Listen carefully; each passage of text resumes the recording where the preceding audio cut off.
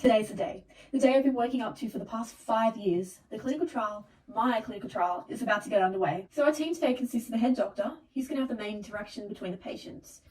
Then behind the scenes, we have our resident lawyer. He's been on my nerve this whole time, making sure we follow the correct guidelines for this trial. HREC this, Committee of Ethics that.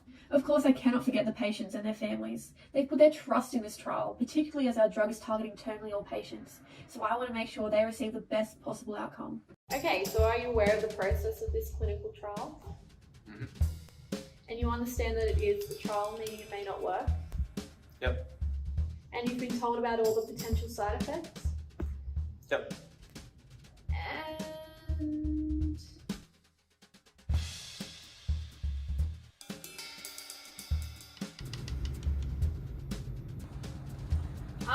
okay, so that's everything for now. I'll meet you guys back here later. Thanks.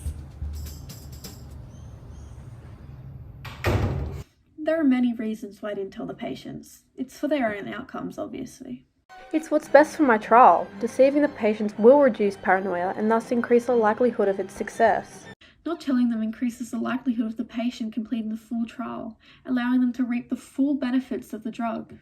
Telling them could impact on the accuracy of the trial's results. There's potential that the patients may attribute lack of effect to being treated with the placebo, dropping out and complicating the study.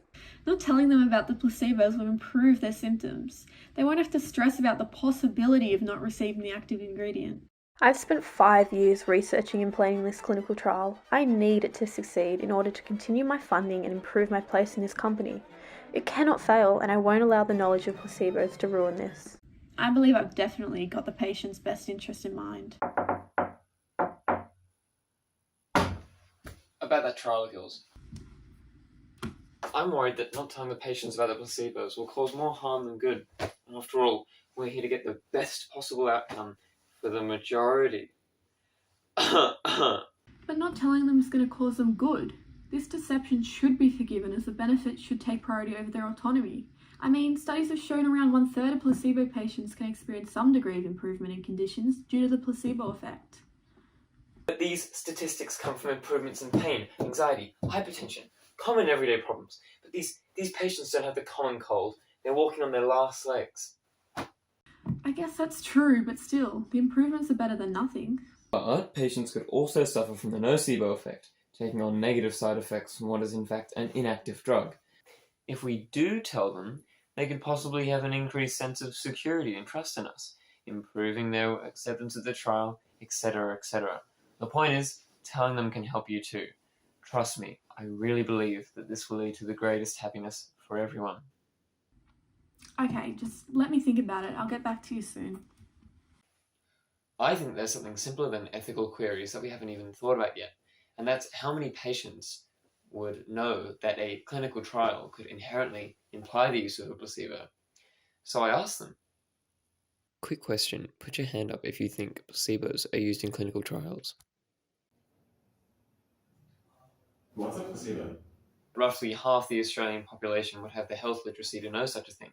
So if half of them already know, what's the harm in telling the rest of them? We need to talk. Okay. Forgetting something? The law?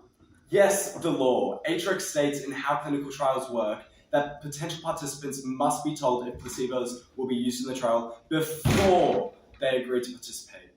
Even the ICH advocates for patients to be fully informed about the consequences of delayed treatment. And they're international. But I still don't want the trial to be compromised. Compromised? And who will be compromising when the ethics committee finds out you've been deceiving patients and pulls the plug on it altogether?